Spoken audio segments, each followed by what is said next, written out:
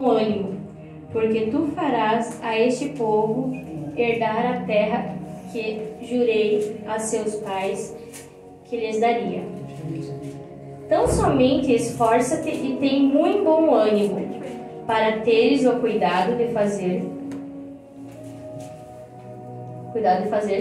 conforme toda a lei que meu servo Moisés te ordenou. Dela não te desvies, nem para a direita, nem para a esquerda, para que perdurem-te e conduzas por onde quer que eu andares.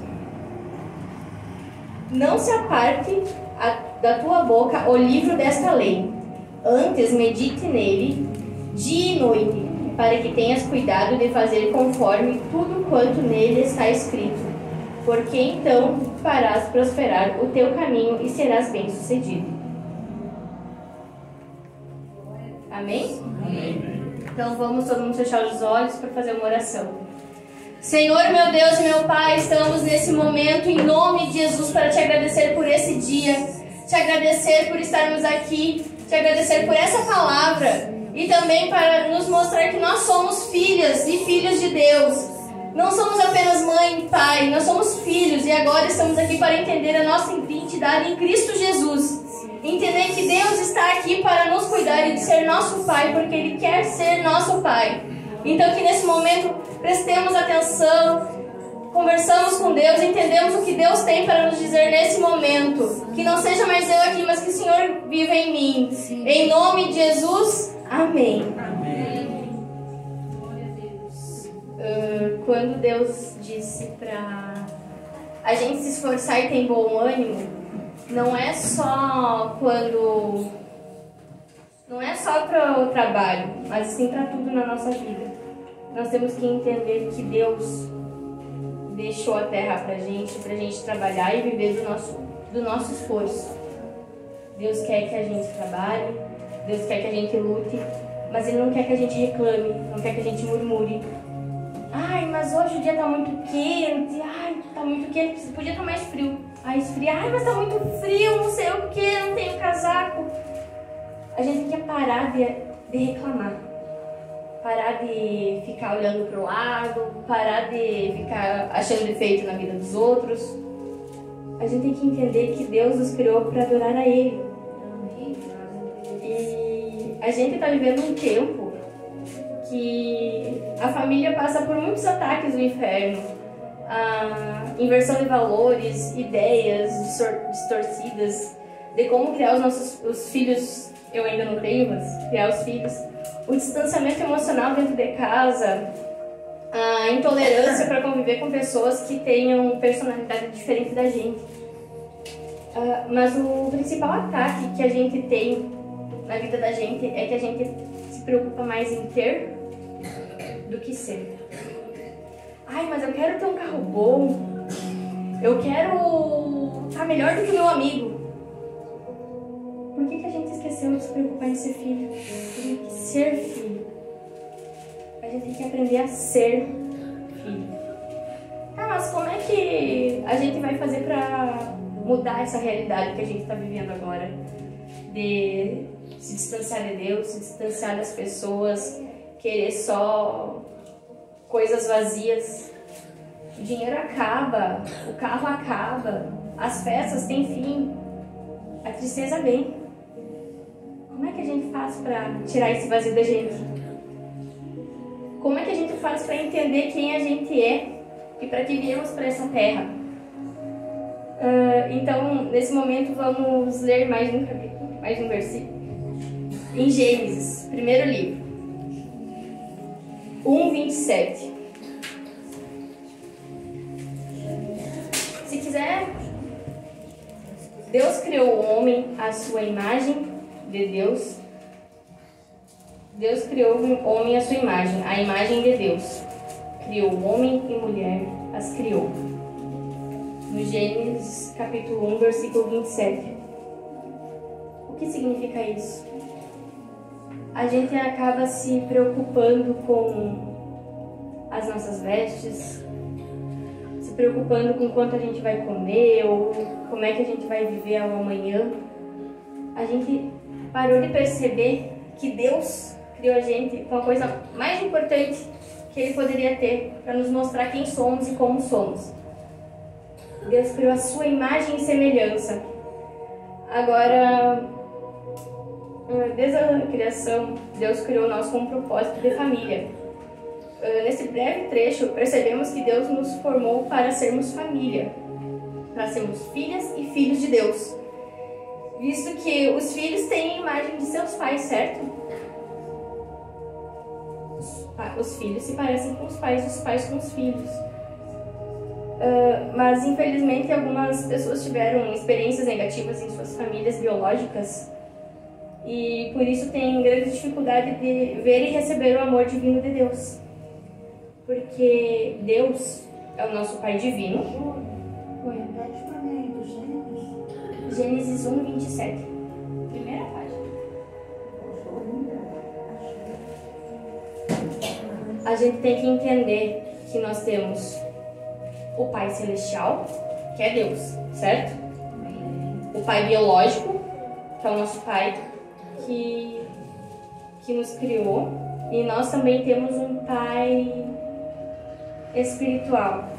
Pai Celestial, biológico e espiritual. Ah, mas quem é o Pai espiritual? O nosso Pai na fé. Porque pra gente ser filho de Deus, pra gente viver em comunhão com Deus, a gente tem que ter um pai na fé, uma mãe na fé. Alguém que nos ensine o caminho. Porque nós sozinhos não conseguimos criar exemplos. A gente sempre vive o exemplo que alguém nos mostrou. Como o exemplo mais básico, eu tô de pé descalço. Não porque me mandaram de ficar de pé descalço no altar, mas porque minha mãe me ensinou. Porque o exemplo dela, todos os dias tirando o calçado para pregar, quando ela tá aqui nesse lugar, ela sabe que ela tá num lugar santo, ela não deve estar com os pés calçados. Então, esse é um exemplo que eu tive da minha mãe. E é um exemplo pequeno, só que vocês têm que entender que atrás de cada um de vocês existe uma fila de pessoas. Atrás de mim tem uma fila que eu devo dar exemplo bom ou ruim. Atrás da mãe tem uma fila, atrás do irmão tem uma fila. Atrás de cada um de vocês existe uma fila. Várias pessoas que estão seguindo o seu exemplo e vendo o seu exemplo de como você está procedendo na vida. Não pense que ninguém está enxergando todas as suas ações. Porque sempre tem alguém ou que te admira ou que fica triste com suas ações. E como é que eu vou ter o exemplo de Cristo? A dificuldade que a gente atinge, que a gente tem de não aceitar o amor de Deus, a gente consegue mudar essa dificuldade com a comunhão. Vocês sabem o que significa comunhão? Na hora do almoço, todos sentam ao redor da mesa juntos para comer. Isso é um momento de comunhão. O momento da pregação, uma pessoa falando e todo mundo junto olhando. Isso também é um momento de comunhão. Mas como é que eu vou ter uma comunhão com Deus? Quando é que eu vou falar com Deus? Quando eu acordo? Quando eu vou dormir? Quando eu tô só? E quando a gente passa um tempo de qualidade com alguém, conversamos, falamos sobre o nosso dia, olhamos nos olhos, como em família, isso é um momento de comunhão. Mas quando perdemos essa facilidade de viver em comunhão, como é que a gente vai fazer para resgatar a comunhão? No Éden, o ataque de Satanás foi de romper a comunhão entre Deus Pai e Filho e Filha, né? Quando Deus falou a Adão e Eva para não comer o fruto, senão morreriam, Ele estava falando da separação de pai com filho. E quando Adão e Eva pecaram, foi como se eles morressem para Deus. Foi uma dor muito forte para Deus, que Deus sente ciúme da gente. Deus quer estar com a gente o tempo todo. Só que a gente nunca fica, nem sempre está aceitando o amor de Deus em cada detalhe. E como Deus nos ama tanto, Ele quer ser nosso Pai o tempo todo, Ele nos devolveu esse direito de ser filhos dele. De que jeito? Alguém sabe como é que Deus devolveu o direito de sermos filhos dele? Quando Jesus morreu por nós, como um cordeiro para nos livrar de todo o pecado. E Ele quer que cada um de vocês, cada um de nós, se torne filhos de Deus. Mas como a gente faz para se tornar filho de Deus?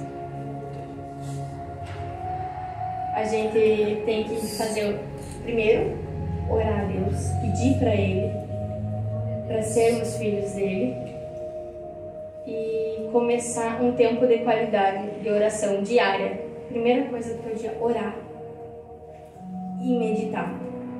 Só que muitas pessoas não sabem o que significa meditar na palavra de Deus. E quando falamos sobre meditar, o que vem à mente? Alguém sabe o que vem à mente quando a gente fala em meditar? Refletir sobre a palavra. Pode ser. Meditar não é apenas ler a Bíblia, mas investir tempo para ouvir a voz de Deus através da palavra. Deus ordenou a Josué naquela passagem que nós lemos ali no capítulo 1, versículo 8. Não se aparte a tua boca do livro desta lei. Antes medite nele dia e noite, para que tenhas cuidado de fazer conforme tudo quanto nele está escrito. Porque não farás prosperar o teu caminho. Porque então farás prosperar o teu caminho e serás bem-sucedido. Para sermos bem-sucedidos em Cristo Jesus, a gente tem que aprender a meditar. A gente tem que aprender, tá, mas como é que eu vou meditar? Pega um versículo pequenininho e repita ele na sua mente. Comece, decore ele, até Deus te mostrar o que esse versículo quer dizer no teu coração. Glória a Deus. E sobre quais leis que Deus estava falando para Josué? Além do que a gente leu no capítulo 6 e 7. Das leis de Moisés, que são os 10 mandamentos. Que se cada pessoa parar para ler os 10 mandamentos e seguir os 10 mandamentos, nunca sofrerá. E Deus também diz que em Mateus 6,33: mas buscai primeiro o reino dos céus e a sua justiça, e todas essas coisas vos serão acrescentadas.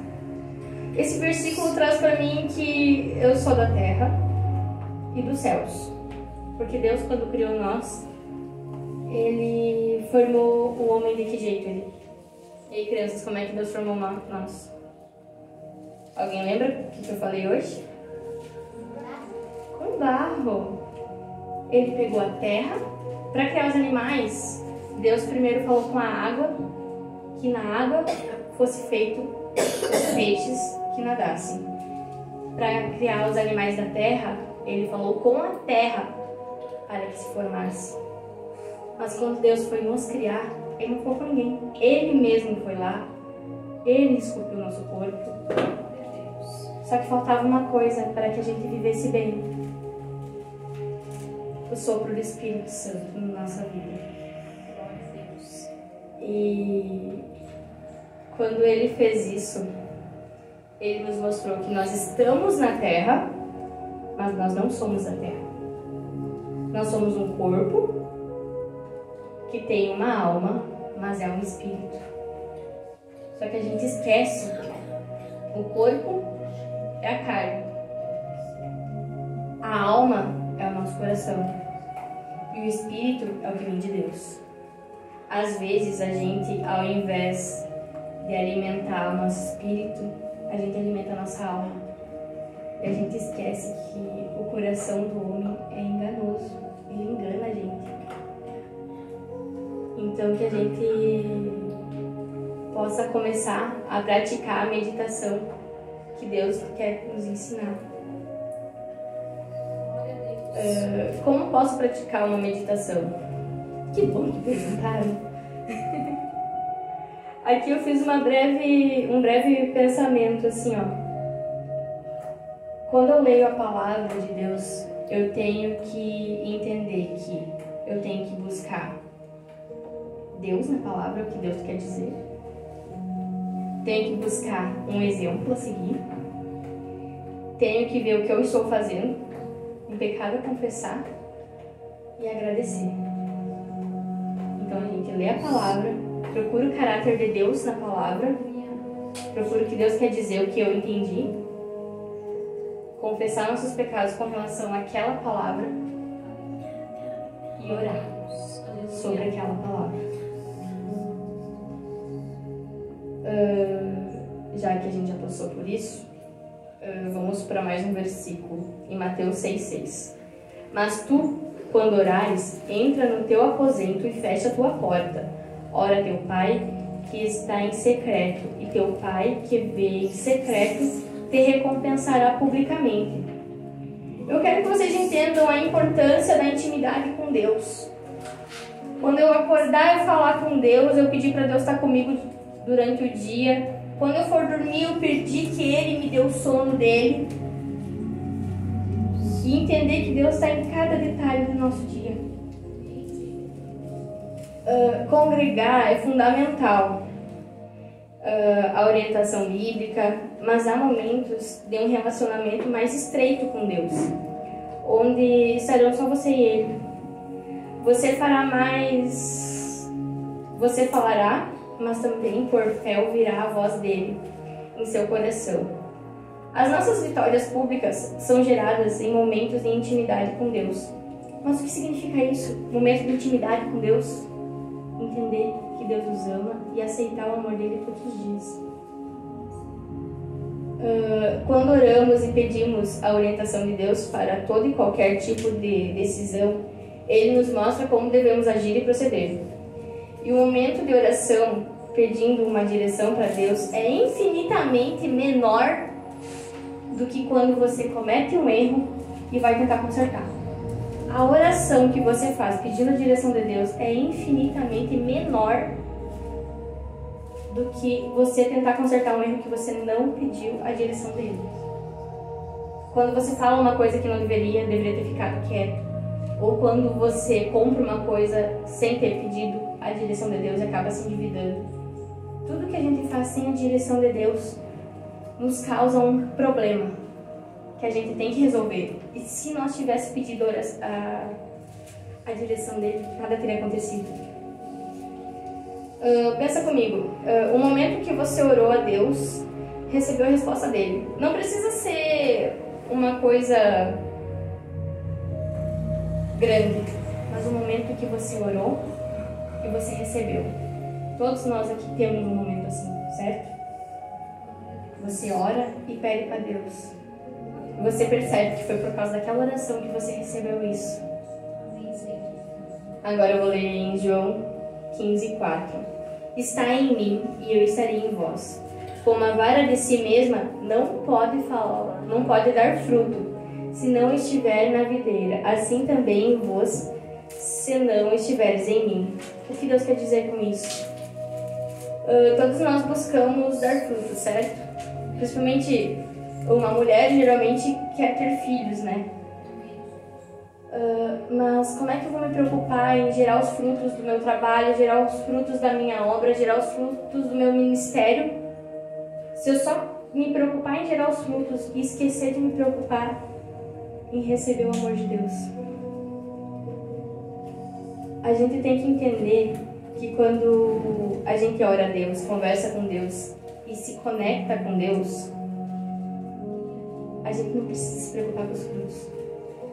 Isso vem de graça, mas a gente tem que se preocupar em pedir para Deus, falar com Deus e nos alimentar da palavra de Deus. Para de se preocupar com amanhã. Se preocupe em estar em comunhão com Deus, tendo um relacionamento diário e contínuo com Ele. Agora em Lucas 11:13. Pois se vós, sendo maus, sabeis dar boas dádivas aos vossos filhos, quanto mais dará o Pai Celestial, o Espírito Santo, daqueles que lhes pedirem. Em Lucas 11:13. Mesmo com a nossa natureza pecaminosa, a gente tenta dar o melhor para os nossos filhos. As pessoas tentam dar o melhor para os seus filhos. Imagine então a paternidade divina, que nos dá até o que não merecemos. Ah, mas o que Deus me dá que eu não mereço? O amor dele. Nós não merecemos o amor de Deus. Nós erramos, nós pecamos, mas ele nos dá esse amor pela graça. Simplesmente pela graça de nos amar. Deus não precisa nos amar, mas ele nos ama e nos quer com ele o tempo todo.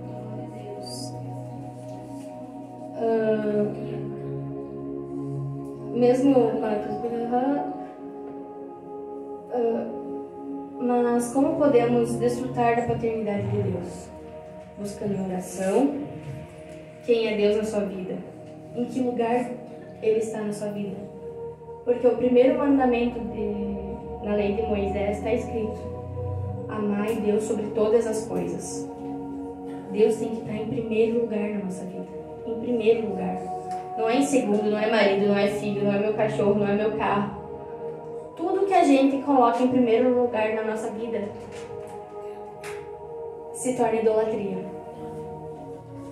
A gente tem que orar e pedir perdão por toda idolatria que cometemos às vezes em momentos da nossa vida. A gente tem que entender que Deus é a coisa mais importante da nossa vida e é para adorar a Ele que nós estamos na terra. Mas como assim em que lugar, né? É que Deus tem que ser Deus para nós. A gente às vezes para, né? Vou na igreja, vou congregar, vou nos irmãos, escuto um louvor em casa, mas o que Deus é para ti? Às vezes a gente vem na igreja aqui, mas o Deus pode ser o seu marido, a sua filha, o seu filho. A gente faz tudo pelo filho e esquece de fazer tudo para Deus. Por que para Deus tudo é tão mais difícil? Porque Ele não está em primeiro lugar no coração da gente. A gente tem que entender que Ele tem que estar em primeiro lugar. Agora em João 1,12. Mas todos quantos o receberem, deu-lhes o poder de serem feitos filhos de Deus, aos que creem no seu nome. Existe um pensamento comum que todo mundo já ouviu aqui. Todos são filhos de Deus. Todo mundo já ouviu, né? Mas na Bíblia não está escrito isso. Nós somos todos são criaturas de Deus. Mas só quem receber Deus como seu único e suficiente Salvador tem o poder de se tornar filho. A gente só tem o direito de se tornar filho quando a gente recebe Deus como nosso Deus e único e suficiente Salvador. E o que Deus nos fala com relação a isso, a tudo que falamos, vocês já pararam para pensar que talvez a gente não tenha ainda o nosso nome escrito no livro da vida porque a gente esqueceu de pedir para Deus? E o que você pode fazer para receber essa paternidade de Deus? Porque aqui nós somos filhas e filhos. Como nos tornaremos filhos de Deus? Se você ainda não recebeu essa paternidade de Deus, eu vou convidar vocês a se levantar de pé. Todos. Vamos todos nos levantar de pé. Fechar nossos olhos. Fechar nossos olhos. Amém? Todos os olhos fechados? Amém. Agora eu vou falar e vocês vão repetir, ok? Senhor Jesus, eu entrego a minha vida em tuas mãos. Reconheço que sou pecadora ou pecador. Me arrependo dos meus pecados. E te reconheço como meu único e suficiente Salvador. Escreva meu nome no livro da vida. Em nome de Jesus. Amém. Pronto. Agora, pela fé, vocês são filhos de Deus. Amém. Meu desejo é que cada um de vocês continue crescendo em Deus, continue reconhecendo Deus como seu Pai, como seu provedor maior, como o dono do teu coração. Eu espero que cada um de vocês possa entender e ouvir a palavra de Deus. E quero que vocês busquem ler a Bíblia. Nos procure quando tiver dúvidas, busque receber o batismo nas águas e ame Deus como Ele te ama, porque Ele nos ama pela graça. Amém? Amém. Então agora eu vou convidar a pastora Elenir para fazer a oração. E espero que vocês entendam que o amor de Deus é a coisa mais importante que a gente pode receber. Que vocês são filhos amados de Deus, são príncipes e princesas de Deus. Deus não quer que a gente seja só mais uma criatura, Ele quer que a gente se torne filho, porque o desejo principal de Deus é ser nosso Pai. E eu espero do fundo do meu coração que todos nós possamos nos encontrar lá em cima e cantar junto para Deus. Amém?